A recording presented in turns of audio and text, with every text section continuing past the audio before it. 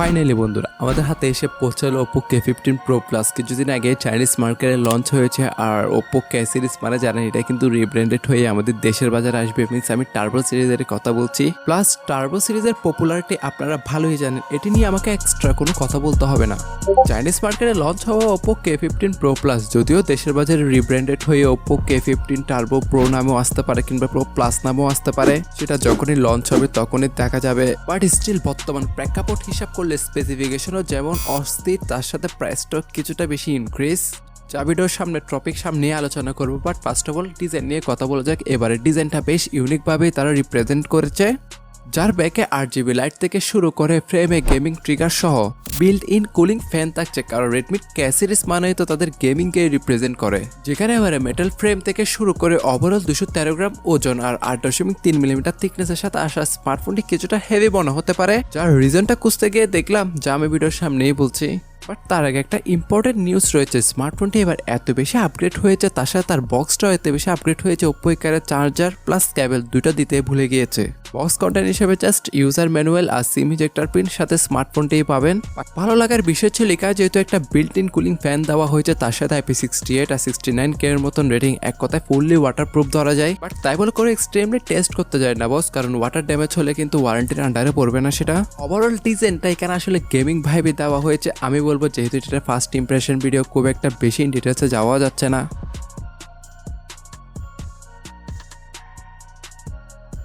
ফ্রন্টে আমরা দেখতে পারবো 6.78 ইঞ্চি মাপের 1.5K রেজুলেশনের 165 হার্জ রিফ্রেশ রেট যুক্ত একটি LTPS অ্যামোলেড ডিসপ্লে, যাতে 1800 নিচে ব্রাইটনেস সহ ওভারঅল কোভিড ন্যারো কিংবা অ্যাভারেজে রাখার চেষ্টা করেছে চীন এবং বেজেল। ওভারঅল ডিউল স্টোরেজ স্পিকার হবে, কালার ক্যালিব্রেশন কিংবা মাল্টিমিডিয়ার কথা উঠলে এক কথা ইনহ্যান্স একটা ফিল এখানে পাবেন। যদিও একে প্রোডাকশন করার জন্য থাকছে ক্রিস্টাল শির গ্লাসের প্রোডাকশন, বাট যখনই রিব্র্যান্ডেড হয়ে দেশের বাজারে আসবে সেখানে মেবি কর্ডিং অয়েলে গ্লাসের প্রোডাকশন দেওয়া হতে পারে।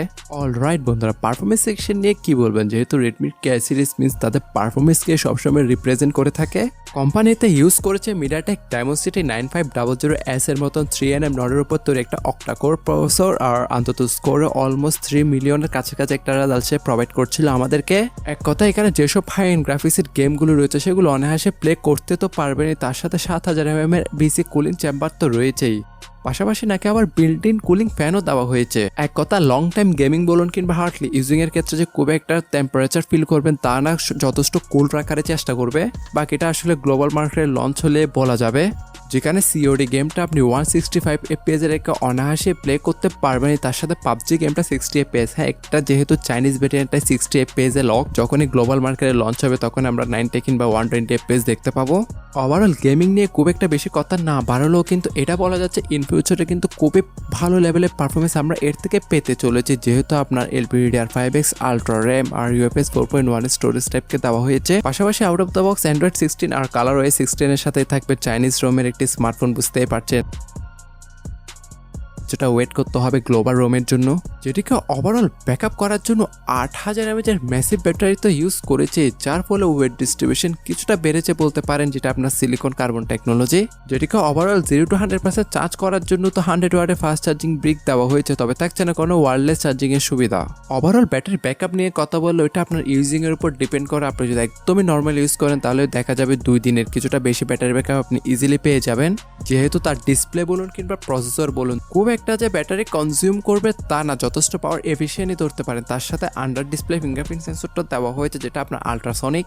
পাশাপাশি NFC আয়ার ব্লাস্টার থেকে শুরু করে AI ফিউচার আর বেশ এজেন্সিয়াল সেন্সর সবগুলোই কিন্তু এখানে থাকছে। আর ক্যামেরার প্রসঙ্গে কথা উঠলে যেহেতু এটা কোনো ক্যামেরা সেন্ট্রিক স্মার্টফোন না, তাই ক্যামেরাতে খুব একটা বেশি গুরুত্ব দেয় না তারা। প্রাইমারিতে 50 মেগাপিক্সেলের প্রাইমারি সেন্সর দেন, 8 মেগাপিক্সেল একটি আলট্রা ওয়াইড সহ ডিউল ক্যামেরা সেটআপ অফার করছে আমাদেরকে। ফ্রন্ট ফেসিং 16 মেগাপিক্সেলের একটি selfie camera. Overall back camera দ্বারা সর্বোচ্চ 4K তে কিন্তু 60 FPS এর ভিডিওগুলো শুট করা যায়। আর প্রাইমারি ক্যামেরাতে যেহেতু OIS রয়েছে তাই ভিডিও কোয়ালিটি কিংবা ফটো কোয়ালিটি বেশ স্টেবলই বলবো আমি। আর ক্যামেরা কোয়ালিটি একদমই অ্যাভারেজ বলতে পারেন, যেহেতু পারফরমেন্সে তার আসল পরিচয়। যদিও এর ব্যাকে RGB লাইটিং এর মতন ফিউচারটা দেওয়া হয়েছে, যেটা চাইলে আপনার নিজের মতনই কাস্টমাইজেশন করতে পারবেন। ওভারঅল স্মার্টফোনটি নিয়ে যদি কথা বলি, এর বেস ভেরিয়েন্টটা মিনস 12256GB, এটি কিন্তু চাইনিজ মার্কেটে যে প্রাইসটা রাখা হয়েছে ওটা যদি ইন্ডিয়ান টাকায় কনভার্ট করি অলমোস্ট 50 কিংবা 55,000 রুপিতে গিয়ে দাঁড়ায়। এদিক থেকে একটা আইডিয়া অবশ্যই নিতে পারছেন দেশের বাজারে কোন প্রাইস সেগমেন্টে সেটা লঞ্চ হতে পারে। অলমোস্ট 55 কিংবা 60-70 হাজার গিয়ে দাঁড়াবে। এটা শুরুর দিকে এটা 60-70 হাজার টাকা হলো, কিন্তু ফিউচার ভ্যালু কিছুটা কমতে পারে। এখন বাদ এটা ওপর উপরে ডিপেন্ড করতেছে তারা দেশের বাজারে এটা গ্লোবাল রোম নিয়ে আসবে নাকি চাইনিজ রোম নিয়ে আসবে। আর লঞ্চিং নিয়ে কথা বললে দেশের বাজারে না, আগে ইন্ডিয়ান বাজারে কিন্তু খুবই শীঘ্র এটা লঞ্চ হতে যাচ্ছে। ইন্ডিয়াতে লঞ্চ হওয়ার মাসখানেক পরে আমরা দেশের বাজারে দেখতে পাবো। দেশের বাজারে যখন লঞ্চ হয়ে যাবে এটা ইন ডিটেলস ভিডিও নিয়ে অবশ্যই হাজির হবে, তাই সেসব ভিডিও মিস দিতে না চাইলে অবশ্যই stay connected with our channel. যদি ফেসবুক পেজ থেকে দেখে থাকেন লাইক, কমেন্ট, ফলো এবং শেয়ার দিতে ভুলবেন না বস।